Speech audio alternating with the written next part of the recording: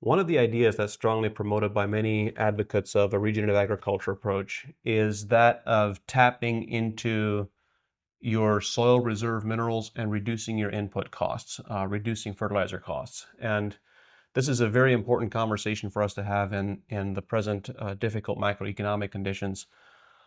We understand that many soils, not all, but very sandy soils are a particular case in point of being an exception. And there are others as well. You can measure this you can measure a soil's total nutrient reserves with what is called a total digestion analysis. It's run by a number of different laboratories. And the total digestion analysis can show you the reserves of phosphorus and potassium and calcium, magnesium, and other elements that are held in the soil reserves that typically do not show up on a typical soil analysis, and that may be accessible by biology.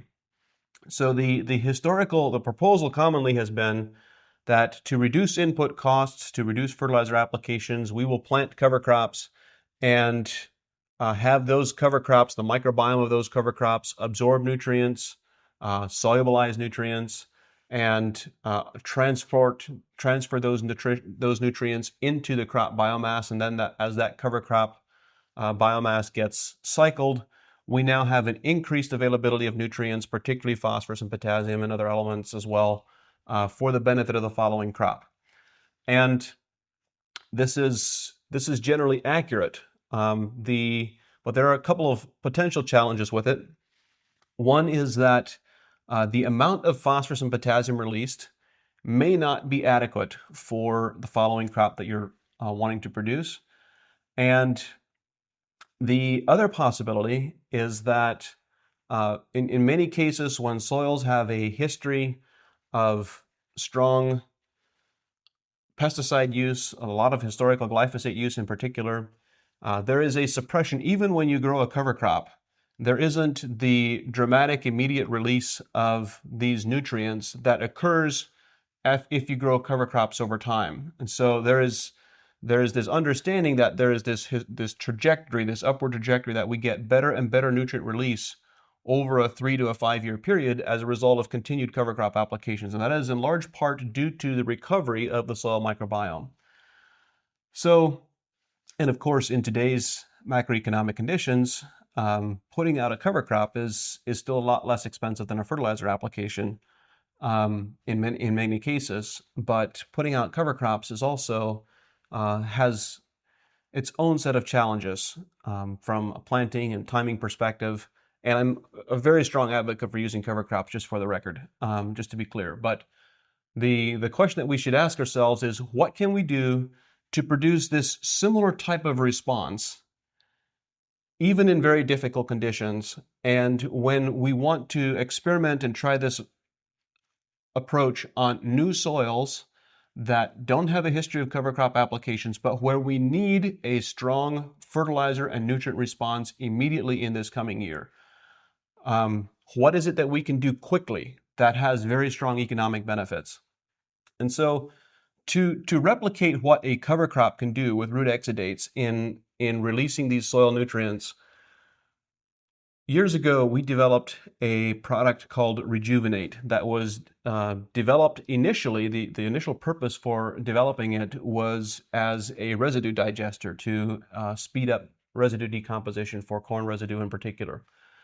And we discovered, to our surprise, that Rejuvenate had a marked effect on increasing nutrient availability to such a degree. We have a number of soil analysis of treated and untreated side-by-side split field applications where available calcium levels would jump by, in extreme cases, as much as 40%. Available phosphorus and potassium levels would jump by 20 to 30%. You might take a soil from 60 or 70 parts per million all the way up to 150 parts per million potassium. So there's these tremendous increases in nutrient availability that showed up in soil as nutrients were extracted and were released from the soil mineral matrix. But the challenge with Rejuvenate, as time has gone by, the materials that go into it have inflated in cost, as has everything else. And Rejuvenate, 15 years ago, when we first developed it, was a very inexpensive material to apply. And today, it's no longer as inexpensive as it was. So Rejuvenate had a lot of horsepower in the context of releasing nutrients, so much so that we had a group of growers in the New England states and in various areas where they had very challenging soils and challenging fall conditions for establishing a cover crop. And their nickname for Rejuvenate became a cover crop in a jug because they saw the same types of soil aggregation benefits, the same types of nutrient release benefits, the same types of benefits that they were getting from a cover crop, but just resulting from a single application to the soil. So we've been working for the last couple of years on how do we develop a version of Rejuvenate that has these same types of characteristics from a nutrient release perspective, but without the significant costs. And we've developed a new product that is called a Revenant. Revenant has now been registered in a number of states. It's not universally available everywhere yet at this point, but Revenant has similar effects from a nutrient release perspective and from a soil aggregation, soil quality perspective as Rejuvenate did, but at a fraction of the price. And so this is something that I'm quite excited to talk about because in this particular context, in this economic environment, this can be a replacement for if we don't get cover crops planted in a timely manner. If we want to see significant nutrient release from fall until spring, this can be a significant input reduction force multiplier. All of a sudden, you get much greater levels of nutrient release, and your nutritional requirements the following spring for next year's crop in terms of potash requirements and phosphorus requirements can be just a fraction of what might be necessary without a Revenant application. So the key, what occurred with Rejuvenate is Rejuvenate was so impactful and so successful as a product that it was originally intended and designed for fall applications on crop residue to speed up residue digestion. And then we got all these nutrient absorption or nutrient release benefits.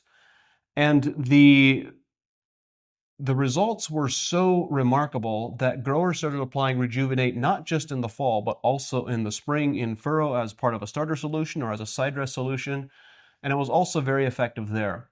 But the key is that if you really want to use it for input reduction costs, for reducing input costs and reducing the amount of nutrients required, you are going to get the greatest response and the greatest nutrient release when it's applied in the fall so that you have the entire winter period for microbial activity to increase your nutrient availability. If you wait to put it on in the spring, you get only a fraction of the response. And the reality is that microbial activity in soil never stops during the winter. Even if the soil is frozen solid, it slows down, but it doesn't stop entirely. And your greatest periods, the periods of greatest nutrient release are going to be in the fall before freeze up and then immediately after freeze up, after the soil thaws out, if you do have frozen soil. So the response from a fall application is going to be significantly greater than a spring application. And you should expect to see some very nice responses from a soil aggregation, soil quality perspective, as well as a nutrient release perspective. And I would strongly suggest actually measuring, using soil analysis, measuring nutrient release before and after, or not before and after, because there's going to be natural seasonal variation in before and after, but doing side-by-side evaluations, I think you'll be very pleasantly surprised and impressed with the results that you get from a Revenant application.